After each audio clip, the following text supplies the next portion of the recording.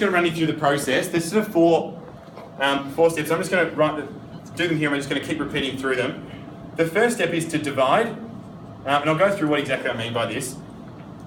Then we multiply, so you divide, then you multiply, and then we subtract.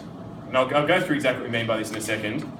And then you just repeat until so we divide. So if we can just remember this, divide, multiply, subtract, then repeat, and you keep going until we get to the end. And I'll go through an example of what I sort of mean by that specifically. But that's sort of the process we're going through. It's the same. Actually, it's the same process when you're just doing regular long division. If you remember how to do that, you'll probably be in a bit of an advantage here.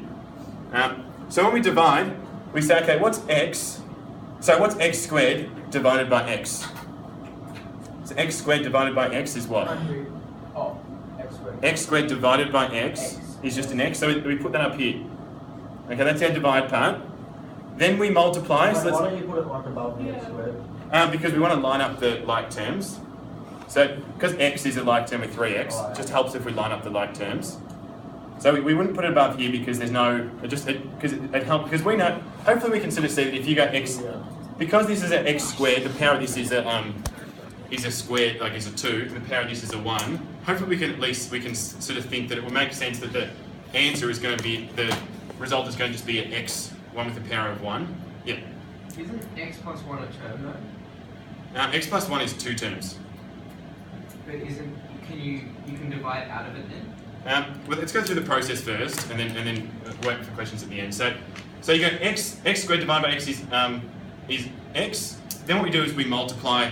So we do this next step. We multiply, and we say, okay, x squared times x is what? X squared. X squared times 1 is what? Is x, and we line that up with this one here. Then we subtract. So now we've done divide, multiply. Now we subtract. And now we go, okay. Guys, what we might do is, can we just go through a couple of examples first, then we'll, so you divide, multiply, then you subtract, you say, okay, x squared, take x squared is 0. What do you multiply? We're multiplying the x by the x, which gives you x squared, and then we're multiplying the x by the 1, which gives us that. Okay. And then we're going, now subtracting this term from what's above it. So you go x squared, take x squared is 0. 3x take x gives us what? 2x. Plus 2x. Plus 4. Yeah, and then we just drag down that last. 3x. And then now we go back to the start, and then we say, okay, the next bit is to divide. So we go 2x divided by x is what? 2x divided by x is 2. Then we go back through the whole thing and we multiply. So 2 times x is 2x. 2 times 1 is 2, and then you subtract and you say, okay, 2x, take 2x is 0, 4 take 2 is what? Is 2, and then what happens when we try and go 2 divided by x? What happens there? You get a fraction. Yeah, you can't do it, so we're left, like, the equivalent of it is we have a remainder, so it says, okay, so the division is that plus 2 over x plus 1. And so if we divide this by this, the answer is x plus 2. So that means that x squared plus 3x plus 4 all divided by x plus 1 is equal to x plus 2 and then plus, that's a remainder. And so there's some language here again that we need to, this part here is what we call, so again, we've seen this same language when you did this even in year 7 and 8 with normal, or even grade 6 even with just normal division. This is what we call the quotient. So that's the actual quotient, and this part here is what you call the remainder. Because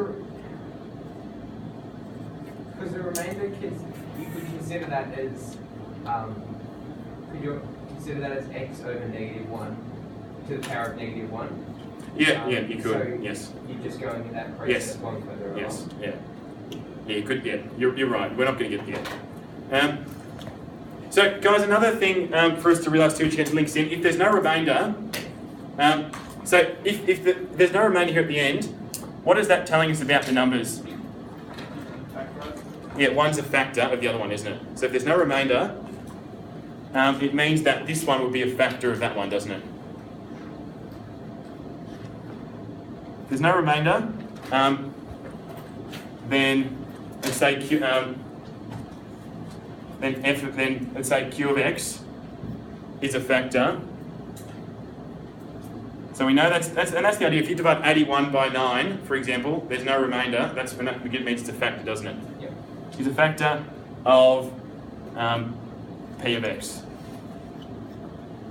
Okay, so that's the idea there. So that process, guys, does take practice. So the main goal of today is just to practice this process. I'll go through one more example of it over here. How did you find the remainder?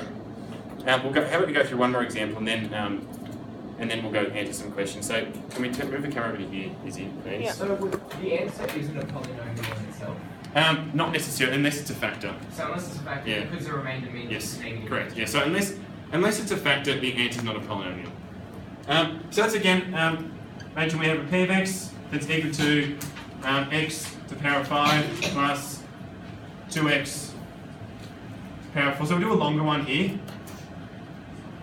Plus 3x squared plus 7 or something. And let's say that there's a q of x that's x plus 3. So this is a slightly longer one to go. So we've got a shorter one here and a longer one here. Now, guys, first thing hopefully we can look at here is we can say, okay, what is the power of this polynomial here? 5. What's the power of this polynomial here? 1. So what do you reckon the power of the when you divide this by this?